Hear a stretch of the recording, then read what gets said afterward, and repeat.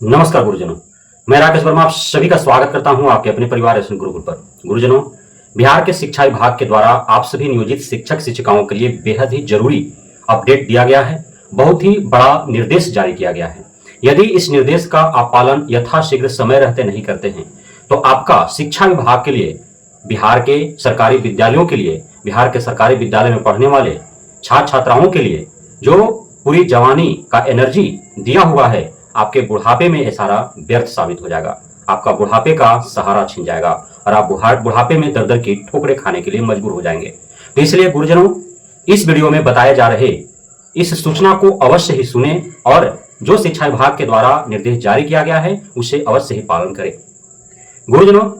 आप सभी नियोजित शिक्षक हैं, इसलिए आपका भविष्य निधि का जो पैसा जमा होता है वह ईपीएफ अकाउंट के माध्यम से जमा होता है। बहुत ऐसे आप में से नियोजित शिक्षक शिक्षिकाएं हैं जिनका ईपीएफ अकाउंट में कहीं न कहीं कोई त्रुटि है, चाहे उनके नाम को लेकर के हो, उनके पिताजी के नाम को लेकर के हो, उनका जन्म तिथि को लेकर के हो, उनका नियुक्ति तिथि लेकर के हो, या उनका मोबाइल नंबर को लेकर के हो, या आधार नंबर को लेकर के हो, पैन कार्ड नंबर को लेकर के हो, कहीं ना कहीं कोई त्रुटि है। हो सकता है उनका जो ईपीएफ अकाउंट है उसमें अन्य कोई त्रुटि रहा हो। मोबाइल नंबर की जहां तक सवाल है तो आप सभी कोई 10 वर्ष, कोई 14 वर्ष, कोई 18 वर्ष से कार्यरत हैं और इतने दिनों में हो सकता है आपका मोबाइल खो गया हो, मोबाइल नंबर जो है वो आपका चेंज हो गया हो, तो इसलिए नया मोबाइल नंबर आपको अपडेट कराना हो। किसी प्रकार के जो आपका ईपीएफ पासबुक है उसमें टाइपिंग जो हुआ अंकन के समय जो है वह आपके नाम, पिता के नाम, आपका आधार नंबर गलती हो गया हो, पैन नंबर गलती हो गया हो, आपका जन्म तिथि गलती हो गया हो, आपका नियुक्ति तिथि गलती हो गया हो, या फिर सबसे बड़ा गड़बड़ी कि सब चीज सही होते हुए भी हो सकता है कि उसमें जो आने वाला अंशदान है वह अंकित ही नहीं हो रहा हो ईपीएफ अकाउंट में, या फिर वो आ ही नहीं रहा हो। तो किसी भी प्रकार की यदि आपका ईपीएफ अकाउंट को लेकर के समस्या है तो आप यथाशीघ्र आप अपने जिस जिला में आप कार्यरत हैं उस जिला के डीओ कार्यालय में जाएं और खाली हाथ नहीं जाना है। आपको अपना ईपीएफ अकाउंट पासबुक ले लेना है, आपको अपना आधार कार्ड लेना है, आपको अपना पैन कार्ड लेना है, आप अपना विद्यालय में योगदान जो दिए जब दिए उसका जो नियुक्ति पत्र है वो आप ले लें, ताकि किसी भी प्रकार की त्रुटि हो तो वो आपका वहां पे सुधार हो सके। और आप यदि मोबाइल नंबर चेंज किए हो तो नया मोबाइल नंबर वहां पे अपडेट करवा लें। तो आप ये सारे डॉक्यूमेंट्स ले जाएंगे तो आपका नाम भी सुधर जाएगा यदि गलत होगा, आपका पिता का नाम यदि गलत होगा तो सुधर जाएगा, पिता या पति का नाम।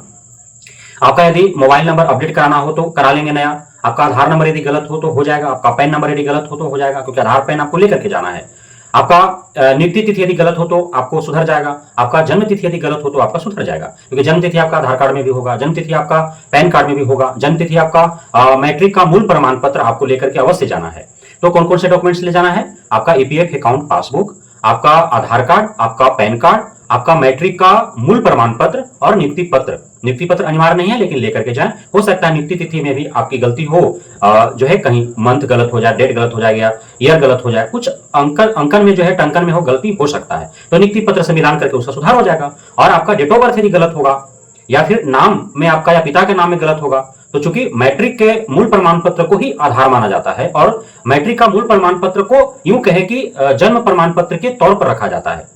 तो इसलिए वह अति आवश्यक है। तो ये सारे डॉक्यूमेंट्स आप लेकर के अपने जिला के डीओ कार्यालय में जाएं और यदि आपका किसी भी प्रकार के त्रुटि है आपके ईपीएफ अकाउंट में तो उसे अवश्य ही दूर कर लें। साथ ही अब आपको नियोजित शिक्षक शिक्षिकाएं हैं तो क्षमता परीक्षा आप उत्तीर्ण किए होंगे। आप में से जो है 1,87,000 तो प्रथम फेज में ही जो है उत्तीर्ण कर चुके हैं। द्वितीय फेज के लिए भी 85,000 जो है वो शिक्षक शिक्षिका इंतजार कर रहे हैं। फिर तीसरा फेज जो है जुलाई में होगा। तो अब इसमें ईपीएफ अकाउंट जो आपका है वह जो है आपका एनपीएस में कन्वर्ट हो जाएगा। इसलिए पूर्व में ही जो नियोजित शिक्षक रहते हुए आपका किसी भी प्रकार के कागजात में कोई भी गड़बड़ी है, चाहे आपका ईपीएफ अकाउंट को लेकर के हो, आपका सर्विस बुक को लेकर के हो, आपका उपस्थिति पंजी लेकर के हो, आपका जो पेमेंट पंजी है वो लेकर के हो, किसी भी प्रकार की त्रुटि है आपका किसी भी डॉक्यूमेंट्स में यदि किसी प्रकार की त्रुटि है, हो सकता है कि आपका डॉक्यूमेंट्स में त्रुटि रह गया हो, आप उस समय नियोजित के तौर पर आप बहाल हो गए हो, आप वहां एफिडेविट लगा करके या फिर उस समय जो है उस प्रकार से जांच न हुआ हो और आपका बहाली हो लिया हो,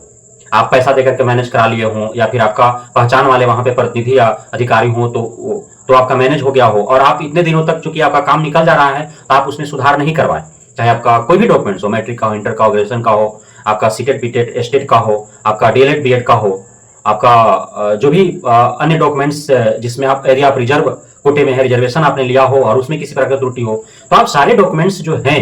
आप अवश्य ही सुधार करवा लें। आपको यह संकेत शिक्षा विभाग के द्वारा दे दिया गया है, इस पर आपको विशेष रूप से ध्यान देना है। बहुत बहुत धन्यवाद आप सभी गुरुजनों का हमारे साथ जुड़े रहने के लिए, बने रहने के लिए, इतना प्यार देने के लिए, यहाँ पे भरोसा बनाए रखने के लिए। जय हिंद।